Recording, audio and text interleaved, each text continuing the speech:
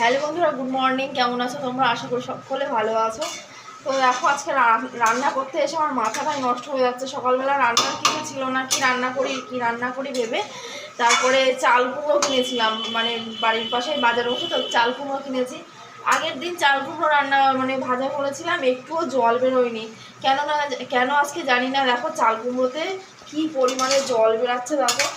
ঠিক আছে, কখন আমার এই জল শুকাবে তারপরে সবাই আর কি ভাতটা খাবে, ভাজা হবে।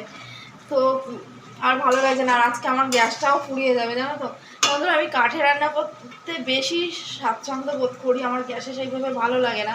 কিন্তু এখন প্রচুর নিরুপায় হয়ে গেছি, কাঠ নেই উনানে, জানো তো। আমার খুব কাঠে রান্না করতে ভালো লাগে, কিন্তু ওই গ্যাসে আমার এইভাবে কখন হবে। কাঠে হলে এই জিনিসটা কখন হয়ে যেত, তো জানি না কখন হবে। আমার আর ভালো লাগছে না। ভালো লাগলে লাইক কমেন্ট শেয়ার করো বন্ধুরা। এই পাল্লাই পড়েছি দেখো চাল কুমড়ো।